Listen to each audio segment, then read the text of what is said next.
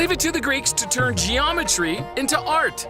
1000 to 700 BC marked a period in Greek art called the geometric period because of the decorations on the pottery of the day. Simple geometric designs were combined into a repeating pattern that circled the pot. Later, abstract figures of animals and people appeared. They used pots for storing wine and oil, for eating and drinking, as prizes at athletic games, and even as burial markers. Start as a tot, end as a pot. Hey, it was a joke. Let me out. You guys? Here. Guys. In the archaic period, their art began to move toward more realistic portrayals of the figure. From the Egyptians, Greeks learned the trick of adding hair down the back of their marble statues to give strength to the neck area, and spreading the stance of the legs to give a statue stability. Ow! Too much stability! Male statues were called kouros, and the females, kourē. Greek pottery styles changed as well. They created the popular black figure ware style, which showed black figures on red pots. And then they reversed the formula into another popular style called red figure ware, showing red figures against a black background. Red figure or black? Which one makes me look thinner? Greece, however, wasn't one big happy country at the time. Instead, they had several Greek city-states. The two top dogs, Athens and Sparta, were often at odds, jockeying for position and power, until the Persians attacked in 480 BC. Then Athens and Sparta dropped their differences for the moment, and together they repulsed the invaders. But not before Persia had done some serious damage to the city of Athens.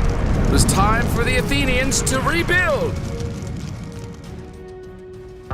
Surging with confidence after their triumph over the Persian Empire, the Greeks launched into a golden age called the Classical period. Pericles, the leader of Athens, ordered the rebuilding of the temples on the Acropolis, where the famous sculptor Phidias decorated the Parthenon, a temple dedicated to Athena, the founding goddess of Athens. Classic sculptures became more realistic and at the same time idealistic. Sculptors like Polykleitos searched for the mathematically perfect proportions of human beauty. Poses became more natural by using principles like contrapposto, a pose that gave an elegant balance to the figure by shifting the angles of the shoulders to the pelvis.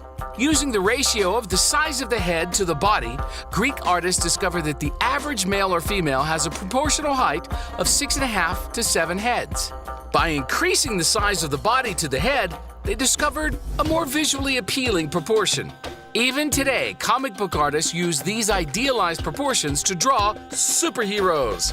Art will smash! Yeah! In 336 BC, Alexander the Great took power and spread the Greek Empire from Egypt to the borders of India. His death ended the Classical period.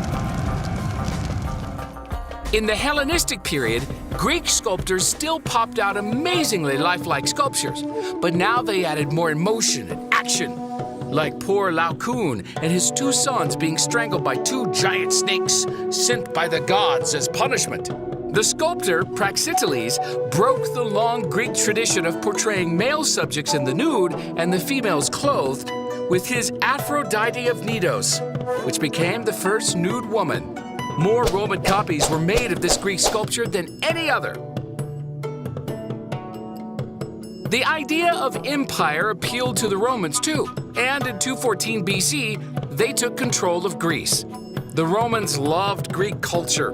They copied Greek statues, paintings, and architecture. They even adopted the Greek gods, though they renamed them all. Zeus, meet Jupiter. Poseidon, meet Neptune. Aphrodite, meet Venus.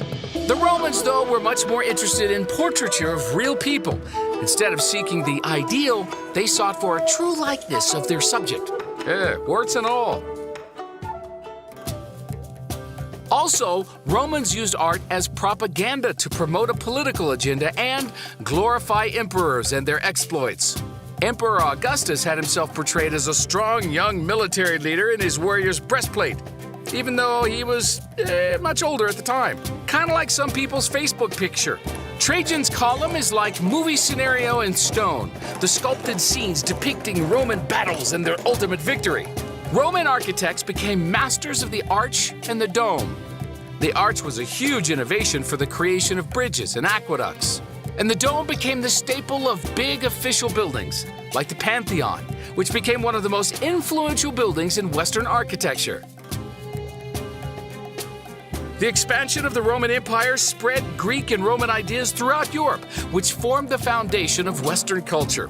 Even today, we are still influenced by ideas developed in ancient Greece and Rome.